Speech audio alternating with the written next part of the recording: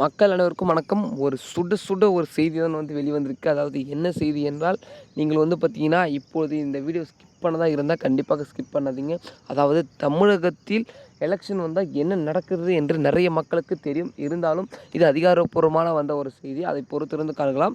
அதற்கு முன் நீங்கள் நம்ம சேனலுக்கு புதிய பார்வை இருந்தீங்கன்னா, மறக்காம நம்ம சேனலை சப்ஸ்கிரைப் பண்ணிக்கோங்க. அதாவது அரசியல் தொடர்பான நிகழ்வுகளை உடனுக்குடன் தெரிஞ்சுக்க நம்ம சேனலை சப்ஸ்கிரைப் பண்ணிக்கோங்க மக்களே. வாங்க வீடியோக்குள்ள போகலாம்.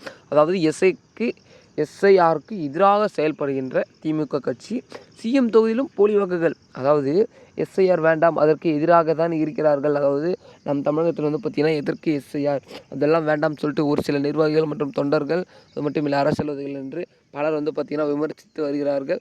அதில் குறிப்பாக திமுக கட்சியிலிருந்து நிறைய பேர் எஸ்ஐஆருக்கு எதிர்ப்பு தெரிவிக்கிறார்கள். ஏன் எஸ்ஐஆருக்கு எதிர்ப்பு தெரிவிக்கிறார்கள் என்று ஆராய்ந்து சிந்தித்து பார்த்தவுடன் தான் தெரியுது. நமது நிர்மலா சீதாராமன் பார்த்தீங்கன்னா ஆராய்ந்து சிந்தித்து என்ன சொல்லியிருக்காங்கன்னா, ஏங்க நீங்கள் எஸ்ஐஆர் வேணான்னு சொல்லிட்டு இந்த ஒரு கட்சி மட்டும்தான் சொல்கிறது. வேறு எந்த கட்சியிலிருந்தும் வேறு எந்த தொகுதியிலிருந்தும் யாரும் சொல்லவில்லை.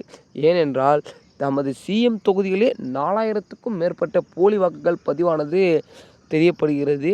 அதாவது இது என்ன அப்படின்றது அவர் கேள்வி கேட்டதுக்கு என்ன பதில் சொல்கிறதுனே தெரில. இதுக்கு எலெக்ஷன் கமிஷன் உடனடியாக ஒரு நடவடிக்கை எடுக்க வேண்டும். அதனால் பார்த்திங்கன்னா இந்த எஸ்ஐஆர் ஃபார்மை உங்கள் அனைவருக்கும் வீடு தேடி வந்திருக்கும். அப்படி வரலாம் மறக்காமல் கீழே கமெண்ட் செக்ஷனில் கமெண்ட் பண்ணுங்கள். எங்கே போய் வாங்கணும், எப்படி இது பண்ணணும்ன்றதை தெளிவாக சொல்கிறேன். அது மட்டும் இல்லை மக்களே, நீங்கள் கண்டிப்பாக எஸ்ஐஆர் ஃபார்மை வாங்கி ஃபில் பண்ணி கொடுத்தே ஆக வேண்டும். ஏனென்றால் நீங்கள் இருக்கிறீர்களா இல்லை இறந்து விட்டீர்களா அப்படின்றத தெரிந்து கொசமே பார்த்திங்கன்னா இந்த எஸ்ஐஆர் ஃபார்ம் முழுவதாகுமே. ஏனென்றால் நீங்கள் இறந்து விட்டீர்கள், அது எங்களுக்கு தெரியவில்லை. இருந்தாலும் நாங்கள் எங்களுடைய வாக்காளர் பட்டியலில் உங்கள் பேரை ஆட் பண்ணி உங்களுக்கான லிஸ்ட்டை கொடுத்துறாங்க எலெக்ஷன் கமிஷன். நீங்களும் ஓட்டு போடவில்லை, நீங்கள் இறந்து விட்டீர்கள் என்று கிராமங்களில் ஒரு சில நிர்வாகிகளுக்கு தெரியும், அரசு ஊழியர்களுக்கு தெரியும்.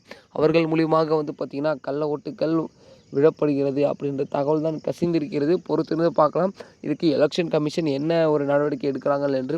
அதாவது வருகிற 2026 சட்டமன்ற தேர்தலாச்சு ஒழுங்காக நடக்கிற ஒரு தேர்தலாக இருக்க வேண்டும் என்று நான் கேட்டுக்கொள்கிறேன். பொறுத்திருந்து பார்க்கலாம் மக்களே என்ன நடக்கிறது என்று. அடுத்த வீடியோவில் சந்திக்கிறேன்.